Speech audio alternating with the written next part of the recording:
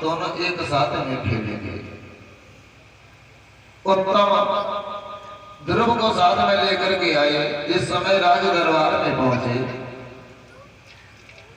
और तान पास सोचने लगे, रोजाना हम तो उत्तम को गोद लेते, आज हम ध्रुव को गोद में लेंगे। जिस समय ध्रुव को गोद में बिठाया, उसी समय दरबार में एक चुगीला बैठा था। चुगीला कि चुगीला चूकती है नहीं, गाय कहो जई रोई, और घर घर फूट कराई दे, करे एक के रोई। चुगल पे मन की बात कहो, तो चुगलू कहो नहीं चूके हो। अंधा पे भैंसिया तो भैयो, तो 9 की 11 पूछे हो। और ऊँट को वृक्ष से खड़ो करो, तो पत्ता ही पत्ता सोते हो। और कुत्ता को चाहे जितना समझाइयो, पर टांग उठाएंगे।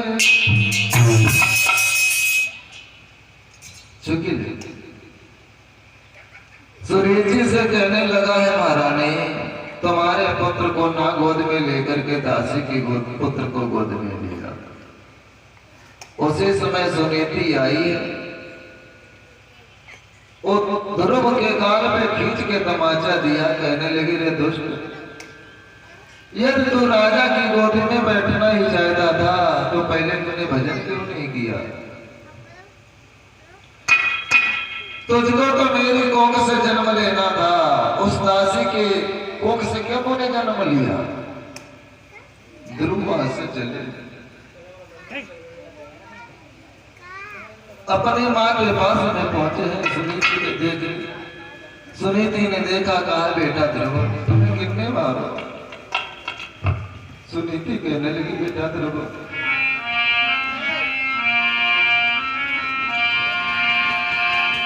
वो सिंह दुखियारी के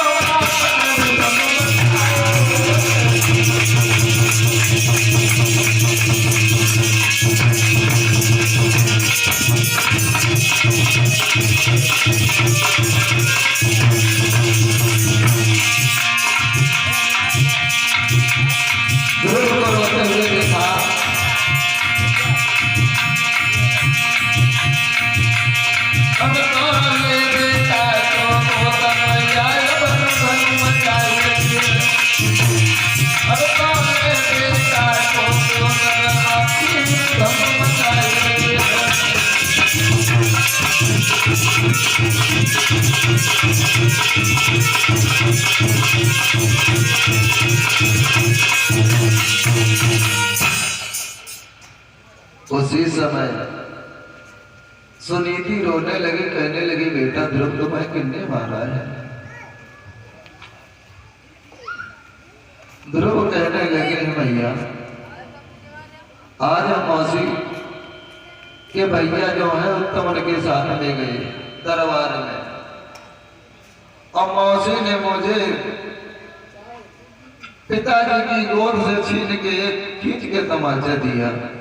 लेकिन माँ, मुझे तमाचा मारने का कोई दोष नहीं है, लेकिन पिताजी ने मुझसे भी कुछ नहीं कहा। माँ, हमारे पिता कहाँ है? आज हमारे पिता होते तो हमारे गाल पे तमाचा नहीं मारते। ध्रुव आंखों में आंसू लेकर के कहने लगे, भैया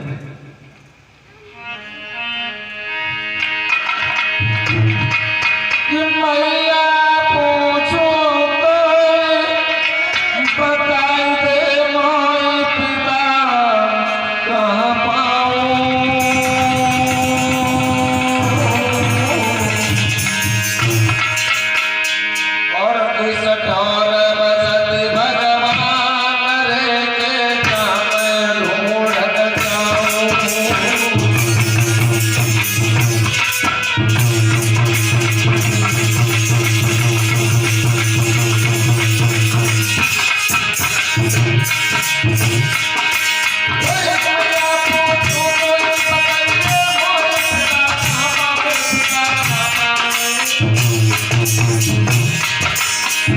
और करे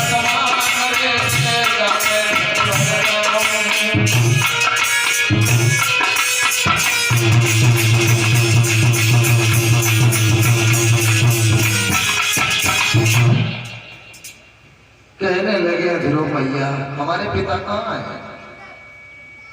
सुनीति कहने लगे बेटा तुम्हारे पिता है जो पार ब्रह्म परमेश्वर है। उसी कुटिया के करीब में एक मंदिर था, मंदिर को ले गई, कहने लगी ये तुम्हारे पिता है।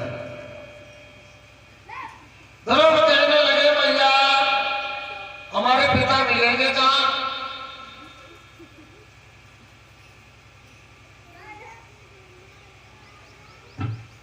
सुनीति कहने लगी बेटा ध्रुव तुम्हारे पिता हर जगह व्यापक है। जब इतने शब्द सुने तो ध्रुव कहने लगे माँ हम तो पिता के पास में जाऊंगा। माँ कहने लगी बेटा ध्रुव तुम अभी नादान हो, छोटे हो, जंगल में जाओगे तुम्हें शेर और भेड़िया उठा ले जाएंगे, अभी मत जाओ। ध्रुव कहने लगे मैया अभी मैं जाऊंगा। सुनीति है कि जरा से बच्चे का ध्यान बदलने के लिए कहने लगी बेटा बेटा ऐसा करो रोटी खा लो।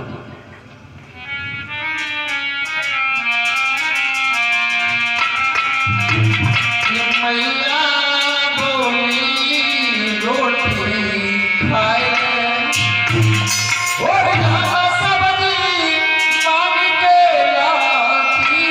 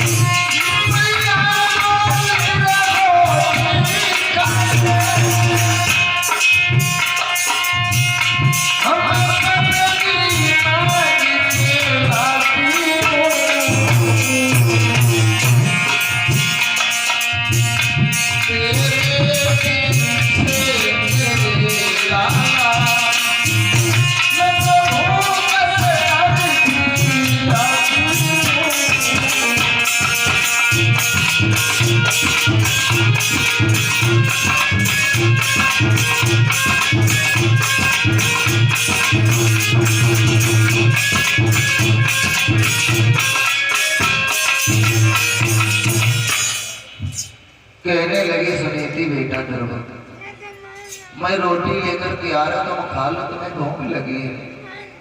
ध्रुव कहने लगे भैया हम नहीं खाएंगे। क्यों? जब तक हमारे पिताजी मुझे गोद में नहीं ले लेंगे तब तक मैं भोजन नहीं करूंगी। नहीं करेंगे माँ।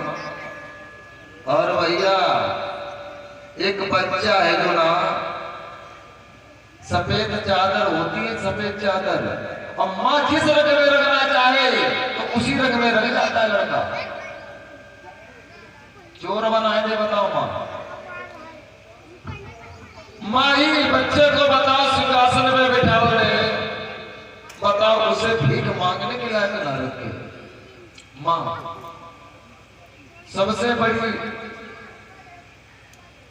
गुरु होती है माँ। मेरे दिमाग में एक बात आई एक दिन,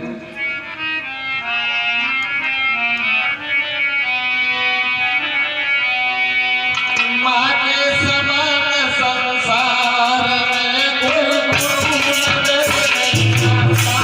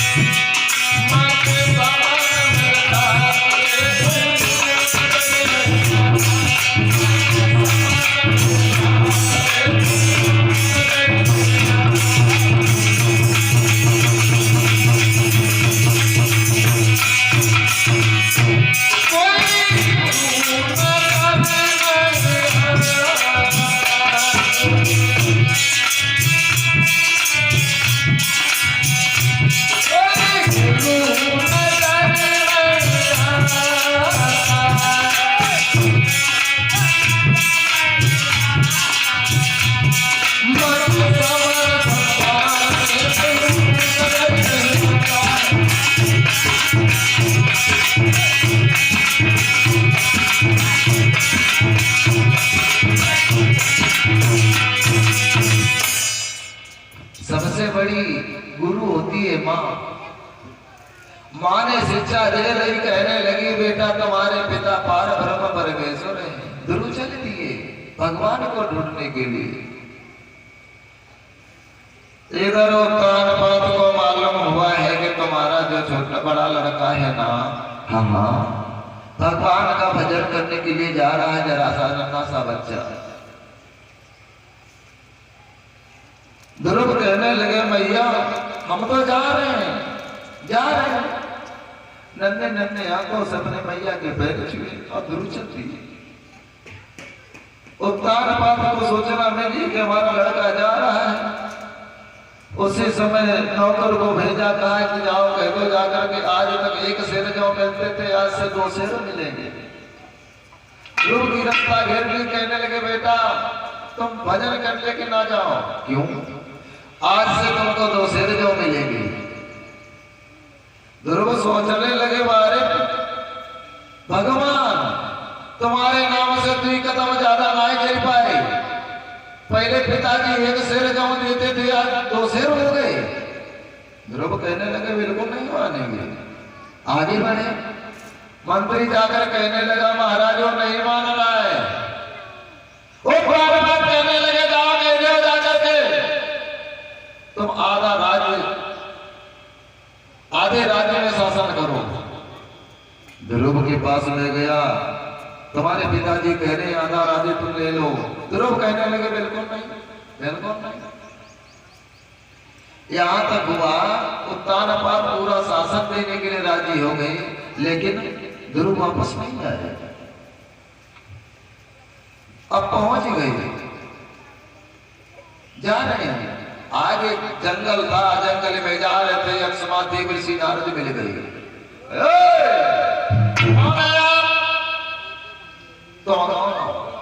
ध्रुव कहने लगे तुम कौन? तुम्हें दिखाई नहीं दे रहा है? दिखाई दे रहा है, पीले वस्त्र पहने हो, हम क्या जाने तुम कौन हो? नारद कहने लगे तुम कहां जा रहे हो?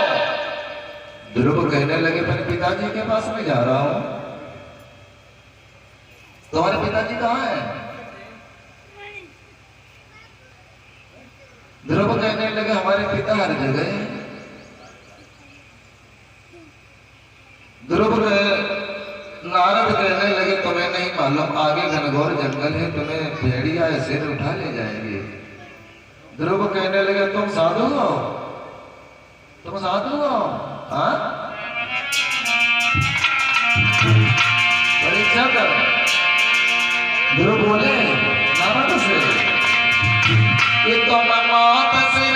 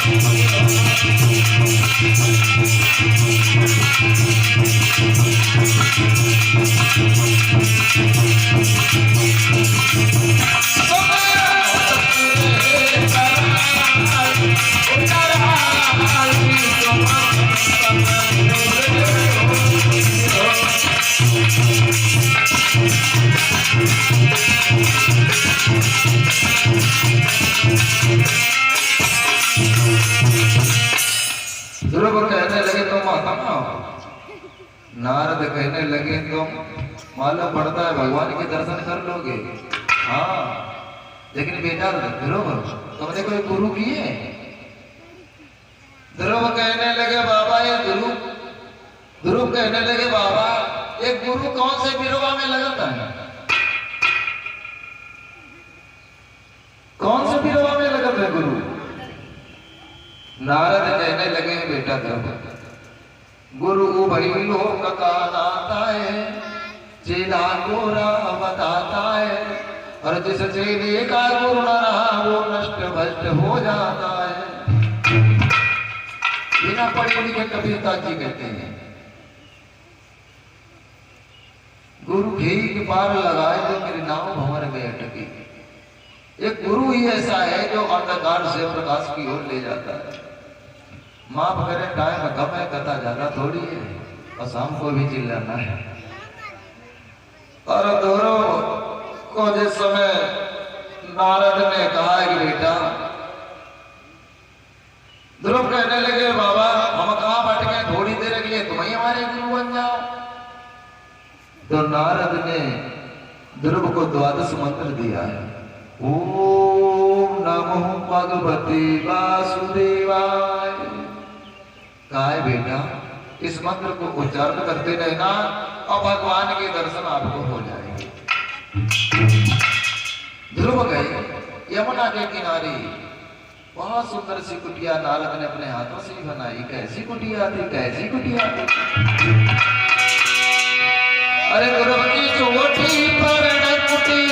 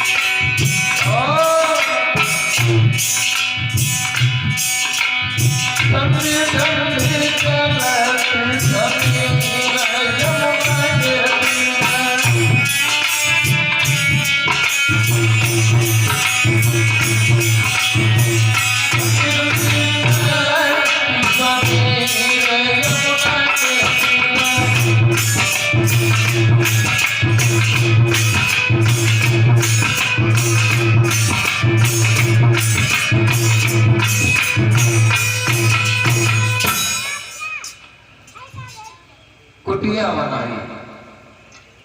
ध्रुव आसन लगा के बैठ गए। जब आसन लगा के बैठ गए धीरे धीरे धीरे धीरे 8 दिन बाद आंखें खोली तो क्या देखा, एक फल पड़ा हुआ है। नारद ने फल को उठाया, खाया और पानी पिया। पानी पी करके फिर आसन लगा लिया। धीरे धीरे समय व्यतीत होता चला गया। फिर क्या हुआ, माफ करें जल्दी कर रहा हूं। फिर ध्रुव ने क्या किया,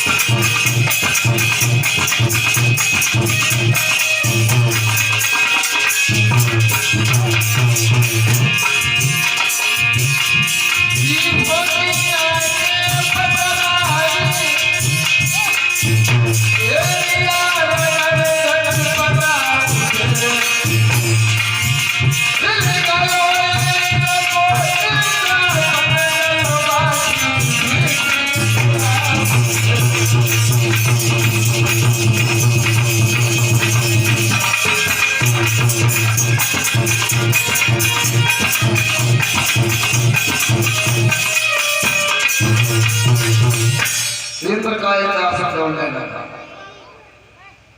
उसी समय नारद कहने लगे, क्षीर सागर में विष्णु भगवान सरसैया में लक्ष्मी जी के साथ में लेटे हुए थे। नारद कहने लगे, तुम्हें नहीं मालूम हमें क्षीर सागर ही खोल रहा है, तुम जल के भस्म हो जाओगे। क्यों? एक जरा सा बच्चा तुम्हारा भजन कर रहा है। उसी समय भगवान आए ध्रुव के पास में, कहने लगे, बेटा आंखें खोलो। जिस समय आंखें खुलवाई हैं तो हाय पिता कह करके आज ध्रुव जो है भगवान के पैरों पे गिरे। भगवान ने गिरने से पहले गोद में उठा लिया। उसी समय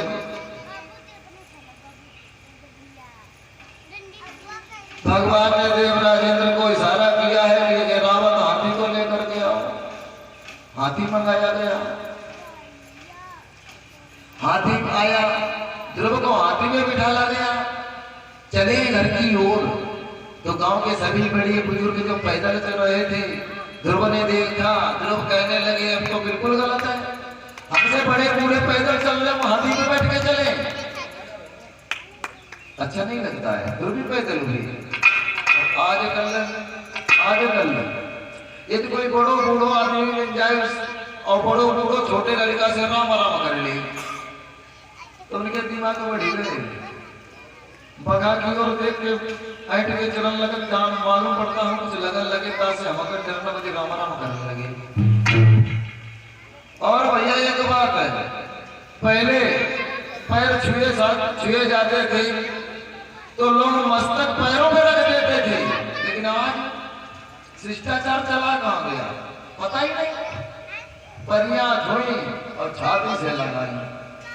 हमारे दिमाग में तो एक ये बात आती है कि परिया जो छाती से लगाओ, इशारा और हमारी छाती में दवा रहेगी तो परिया तुम्हारी नहीं तोड़ेगी। ध्रुव बहन तो सबसे पहले अपनी माँ के पास में नहीं गए, मौसी के पास में गए। जिस समय मौसी ने आते हुए देखा, दासी से कहने लगी, दासी जहर ला दे जहर। दासी कहने लगी, तब तूने नहीं जाना था मरेगा कि जिंदा रहेगा। मौसी ने किवाड़ बंद कर ले। ध्रुव आवाज लगाते हैं,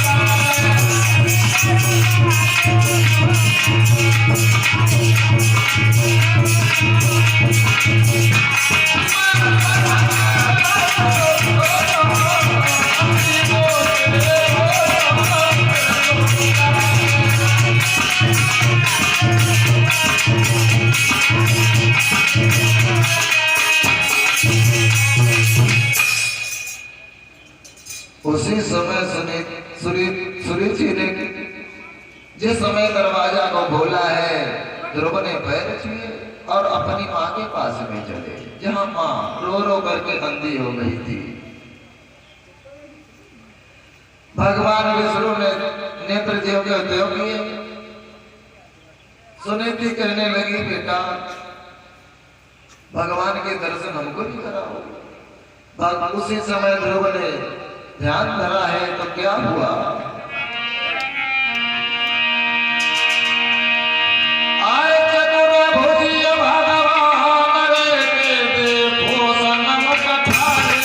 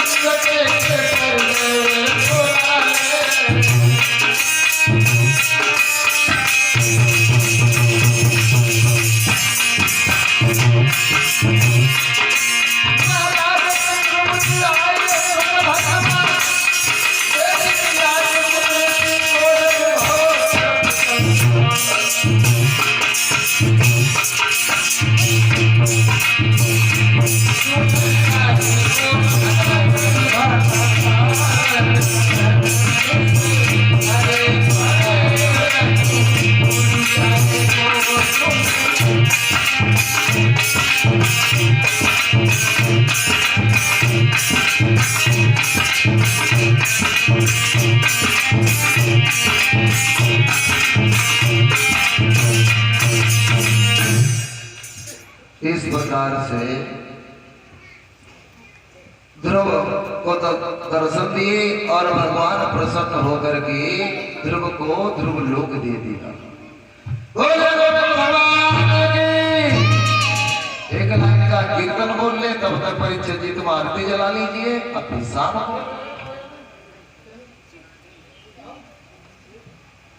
शाम को फिर छोटा सा कीर्तन।